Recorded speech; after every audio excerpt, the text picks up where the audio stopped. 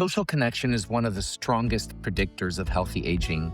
Staying connected helps keep the brain active and protects moods, reduces loneliness, and even lowers the risk of falls and hospitalizations. People simply do better, physically and emotionally, when they feel part of something. It's interesting because humans, we're wired for connection at every age. It's not optional, it's protective. We did have that experience during COVID where we had reduced social connections and we all felt the impact of isolation. So, I don't see it as an optional. Social connection is really just, it's a must.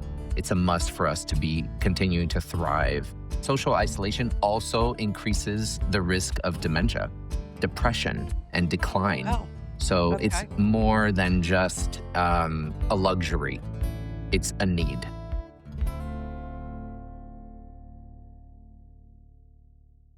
I'm Betsy O'Leary and the host with Carolina Living Choices, and we welcome you to Ask the Experts, a series where we connect local trusted professionals to talk about topics that matter most to you and your families. This month in our Age Well at Home series, we're focusing on something that affects every family sooner or later: connection and family conversations. Social connections is one of the most overlooked factors in healthy aging, and often one of the first things to decline. At the same time, many families avoid important conversations until there's stress, tension, or even the crisis that forces people to have those conversations and make snap decisions. Throughout June, we're talking with local aging experts on how families can communicate more openly, support independence, and help older adults stay connected and engaged longer. Today, I'm joined by Daniel Pickus, owner of Senior Helpers of Asheville. Daniel and his team help older adults remain safe, independent, and connected while receiving support in the comfort of their homes. Daniel, thank you so much for joining us today. Tell us a little bit about you and your business. Hi, thank you so much. Yes, so as you mentioned, my name is Daniel and I'm with Senior Helpers here in Asheville. And we are a home care agency and provide in home care for seniors. And that allows them to stay independent at home as long as possible. And that's really what we all want, is to stay home and avoid having to move if possible. Exactly. So, why is social connection so important to healthy aging? So, social connection is one of the strongest predictors of healthy aging. Staying connected helps keep the brain active and protects moods, reduces loneliness, and even lowers the risk of falls and hospitalizations. People simply do better, physically and emotionally, when they feel part of something. It's interesting because humans, we're wired for connection at every age. It's not optional, it's protective. And we did have that experience during COVID where we had reduced social connections and we all felt the impact of isolation. So, I don't see it as an optional. Social connection is really just, it's a must. It's a must for us to be continuing to thrive. Social isolation also increases the risk of dementia, depression, and decline. Oh, So it's okay. more than just a luxury, it's a need. Wow. I didn't know that. That's very interesting. So, what signs could a family possibly see if their loved one is becoming more socially isolated in their home? Well, families should talk early about what matters most: safety, independence, daily routines, and how someone wants to live as their needs change. These conversations don't have to be heavy. They're simply about understanding preferences before a crisis hits. So, like, those early conversations can really help reduce guilt, confusion, and family conflict later on. We can talk about things like driving, medications, emergency plans, who to call if things change. So, I think that's really key is getting ahead of it, start early, and get that communication going. Understand what your loved one wants. Understand what they're looking for. That's great advice. Absolutely. What is the best way to have or to start one of those sensitive conversations? Do you have it with your brothers or sisters first? Do you have Mm. it with your loved one? How do you go about having that conversation if, of course, you're not in a crisis? So, um, the conversations can be touchy and can be difficult. I would say the ideal is to start from listening. I always tell people be curious. Start with curiosity and genuine interest. People feel less resistant if they feel heard, if they feel listened to. So, start with respect, start with listening and understanding the situation, see what it is that they're looking for, and they'll be more open to hearing about assistance and help. Okay. Okay. If you see your loved one or your brother or sister do the international crossing their arms and kind of pushing back, how do you go about having that conversation if they're refusing to? Is that something you should maybe talk to a counselor or outside support to help start those conversations? Or what other suggestions may you have? Yeah, we do. Fiercely independent, I would say. We have a lot of that in Western North Carolina. Folks that are fiercely independent. I remember one lady we went out to see, and the family was desperate to have her get help. She was in her 90s. She still was chopping wood for herself. I'm not kidding.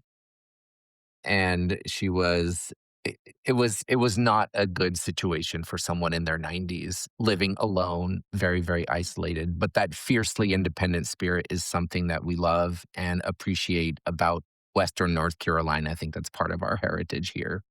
And yet Absolutely. I don't really see help as getting assistance or help as something separate from independence. I think we should look at help and assistance as what permits us to continue having that independence that we need. Kind of think of it as a tool, like, glasses, right? We don't begrudge the glasses that we can't see. We're just grateful that it helps us do what we want to do. And in many respects, home care or other forms of assistance in the home can be seen as tools for keeping and preserving independence. Oh, that's a good way to look at it. I was sitting here when you were saying that, Daniel, and I was thinking about how we fill up mom or dad's, or we have someone fill up their medication for the Mm, week. And like that's a tool. And then you were like, their mhm. glasses, they make sure they're clean. I'm like, okay, so if we think of this as a tool, that's a great way. I've never thought of Yeah. socialization like that. That makes so much sense.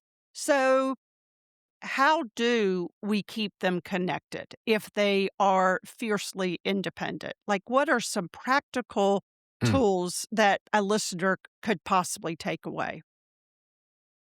So, as a home care agency, I can speak to how families that we support take advantage of that. So, our caregivers are able to help our clients continue to stay connected to those things that they appreciate and enjoy. Sometimes that's help with transportation, for example, and being able to get to those activities that they enjoy if that has become an obstacle. But even the time with the caregiver is more than just about tasks. It's more than just about getting the laundry done or having the meals prepared. It's more than that.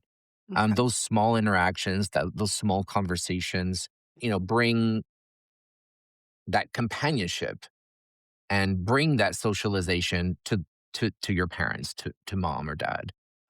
And I think that's really meaningful. It might seem trivial to us, it might seem like insignificant, and yet it brings that, you know, we're hardwired as social creatures. We are hardwired to engage in and need connection. And so, good caregivers are able to provide that. And that's very, very helpful. Wonderful, wonderful. And I think building upon that, we can kind of talk about, like you said, is maybe the caregiver could encourage them to go outside or Mm, encourage them to call a loved one or help them call a loved one.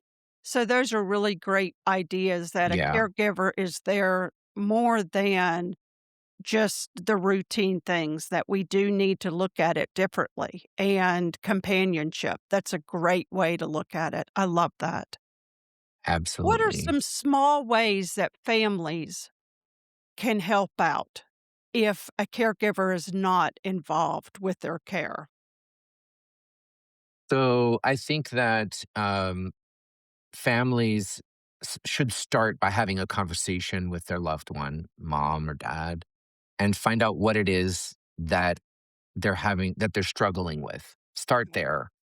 And perhaps it's not something big, and that's okay. It could be small things. You mentioned med management, but it could be other small things that's like, hey, I'm struggling. For us, we're used to doing Instacart, or we're used to having groceries delivered. But there are many older adults that struggle with technology and they struggle with the phones. They know that the technology is available, but they aren't really able to use it.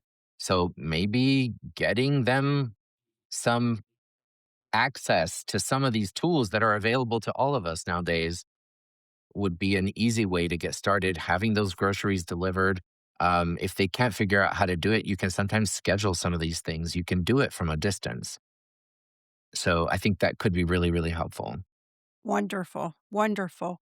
And as you had mentioned before in our conversations about the family identifying the joy, the purpose, Mm, what makes your loved one happy. And I think that really resonated with me, instead of just what we have a tendency to do is get in the routine of taking care of, right. and we don't think of it's the person, the individual, like you're saying. So I really love that. Can you talk a little bit more about the joy and how to help your Yeah. parent find that? Yeah, that is really important. I mean, so if you think about it, we tend to be focused on getting the bath, getting the Mhm. shower done, Yeah, or getting the laundry done and doing the meal prep, whatever those tasks are that need to be done. But there isn't a lot of point to get out of bed and put clean clothes on or take a shower. There isn't a lot of point unless there's something that you're going to do about it, that right. you're going to do with it. So often the motivation is like, hey, we're gonna go out and have lunch. So, we need to look our best today. Right. So having a having a reason to do these things is so important. And sometimes, folks do get up and get dressed and put on their best just to receive our caregivers, which I tell them it's like you don't have to be like hosting. You're not hosting a guest, but it still is valuable. And often they'll see it as like, well, hey, I'm kind of hosting a guest in my home. I'm receiving a guest in my home. Well, if that gets you up and if that gets you dressed and, put your makeup on and do your hair, then, Yeah. that I think that's a win. Yeah. That really is a win. I think But that's yeah, I mean, it could be small things, right? But small things that give us that motivation to do those things that we need to do. So, why are you going to get up and get dressed? Because we're going to go outside. We're going to go for a walk. Why are you going to take that shower? Well, um, might be time, and family's coming over this weekend, and you want to, smell good and you want to look good. right. Right. So, I, socialization does tie into a lot of these things because in many cases, the reason why we do self grooming, the reason why we do our personal care is because we want to be kind to others that we're interacting with. So socialization does come into play with personal care. Wow. That's a great way to look at it. What have you learned, Daniel, and your team from older adults about themselves, about what matters most as they age? I know that's a Yeah. loaded question. So what Yeah. Well, we're so what getting into philosophy now, I guess. Oh, boy, okay. I love that. Well, I often say that I am an old man in training. I love that. Yes, I learn something from every senior that I interact with for sure, and I have the real privilege, honestly, to gather with a group of seniors each week at one of the communities that we serve, and it's wonderful. I learn as much from them as I'm sure they're learning from each other. But as far as like what is motivating, what's important, I think people, regardless of their age, still want to feel they have a purpose. Mhm. In many respects, if we're in earlier parts of our life, we're looking forward to the future. In the middle of our career, we're often sandwiched between dealing with kids and kids growing up and dealing with aging parents, and so, that becomes kind of our purpose. I think, as an older adult, I often see people struggling with that. Like, what's my purpose? Why am I, what am I doing? Why am Yeah. I getting up in the morning and taking a shower? Why do I have to do that? So I think purpose is important. Social connection plays a part into that. As we age, staying in contact with family and friends is really, really important. And some of that purpose might be just bringing some joy and into somebody else's life. I think that is really, really helpful and interesting.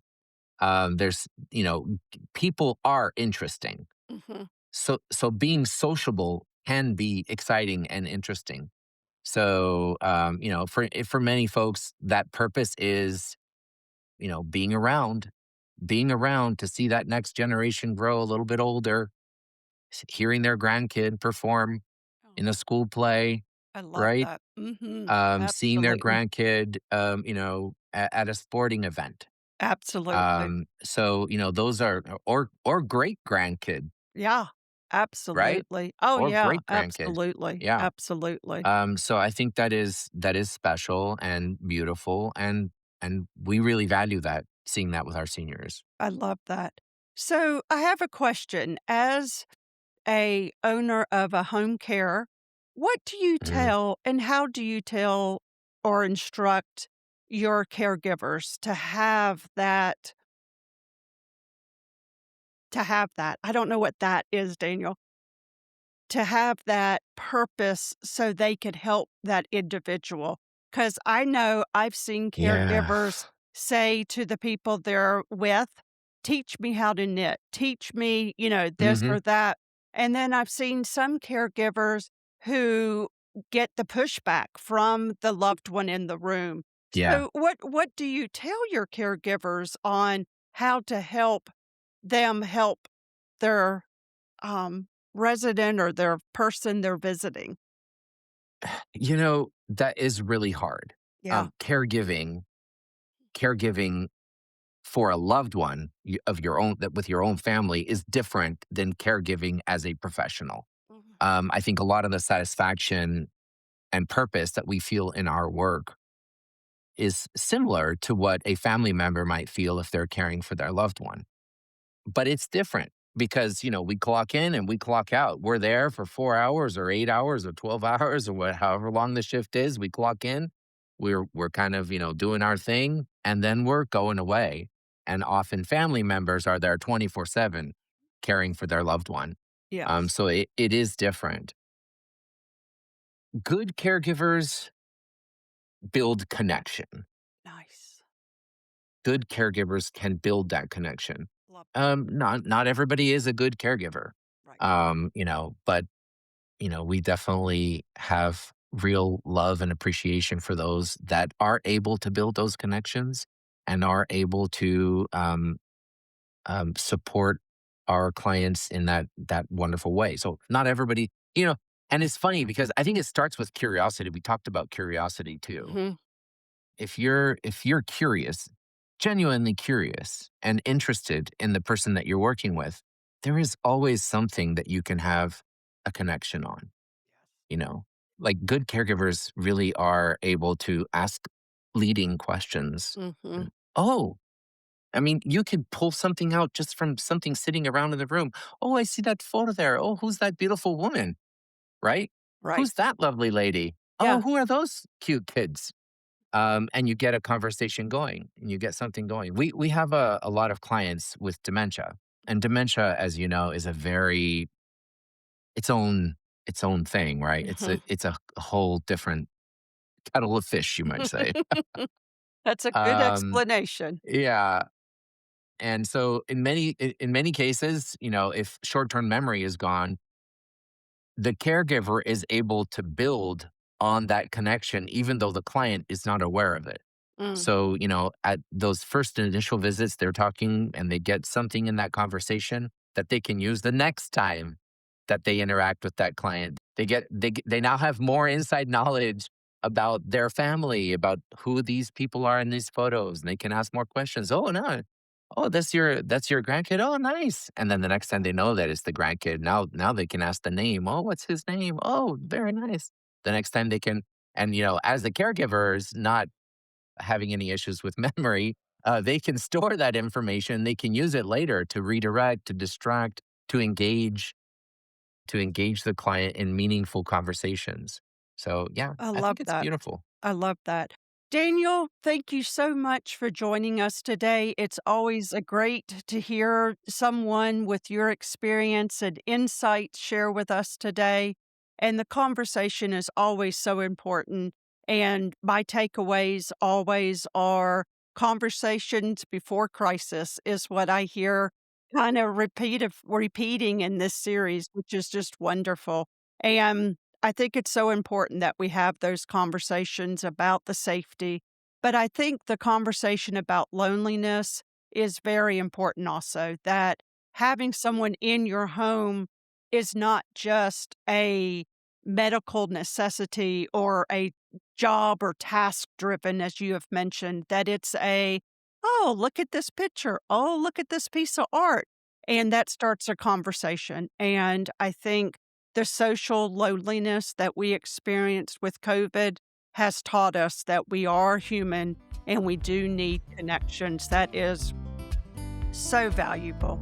If you'd like to learn more about senior helpers and Daniel, please explore this listing and Aging Well at Home series on Carolina Living Choices. And if there is a conversation or a question that you'd like to ask us and or Daniel, please let us know. Please, you could email us, and we appreciate you joining us today and learning about family loneliness and what we need to do to stay connected with our loved ones.